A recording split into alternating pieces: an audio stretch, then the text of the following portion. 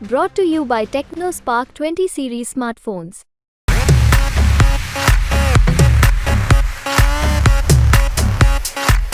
प्रचार के लिए आज मध्य प्रदेश कांग्रेस के चीफ जीतू पटवारी जी आज रतलाम पहुंचे हैं, वो हमारे साथ हैं। जीतू जी, आपका स्वागत है। जीतू जी, ये बताएं कि मध्य प्रदेश में कांग्रेस कितनी सीटें जीतने की ताकत रखती है? हमने जैसा विधानसभा का इलेक्शन हुआ तो 10 सीटों पे हम आगे थे। जिस तरीके का मोदी जी ने देश में माया जाल या सब्ज बाग दिखाए थे वो आज तक पूरे हुए नहीं। 14 में जो वादे थे उनके 2 करोड़ रोजगार के, किसानों की इनकम के, किसानों की डबल कास्ट के, मिनिमम सपोर्ट प्राइस के, काले धन के, 15 लाख के, एक वादा पूरा नहीं हुआ। एक भाषा, एक भावना पूरी नहीं हुई। अभी 23 में जो चुनाव थे उसमें 2700 के गेहूं का दाम 3000 बहनों को देने की बात थी। एक बात पूरी नहीं हुई।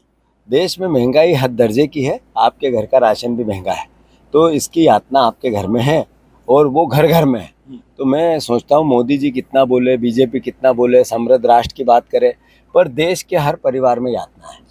अच्छा, एक चीज और की बीजेपी में सारे वरिष्ठ नेता इस चुनाव प्रचार में भिड़े हुए हैं और कांग्रेस में देखने में आ रहा है कि जितने बड़े नेता थे वो चुनाव लड़ने में बिजी हैं और आप अकेले को ये किला लड़ाना पड़ रहा है। नहीं, ऐसा कुछ नहीं है, सब अपनी अपनी जगह। कल मेरे साथ विवेक तनखा जी थे, उमंग सिंगार जी 2 दिन पहले थे, फिर हमारे अरुण यादव जी लगातार मेरे साथ थे।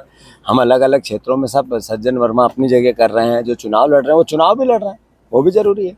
कांग्रेस के कई नेता लोग पार्टी छोड़ के जा रहे हैं, चुनाव के पहले भी चले गए, क्या फर्क पड़ेगा? जिन्होंने ऐसे काम किए जिससे सरकार से डरना पड़े, जो डरपोक लोग हो, वो लोकतंत्र में दूसरे तरफ, दूसरी पटरी पर विपक्ष में रह के काम करने की जिनमें हिम्मत नहीं हो, उनको कांग्रेस में उनका काम भी क्या है, बीजेपी क्या करेगी उनका? थोड़े दिन बाद उनसे आप बात करना। आपने एक पत्र सभी क्षेत्रीय दलों को लिखा है कि मिलकर चुनाव लड़ना है और ये बीजेपी को हराना है। क्या कांग्रेस जैसी राष्ट्रीय पार्टी को ये नौबत आ गई?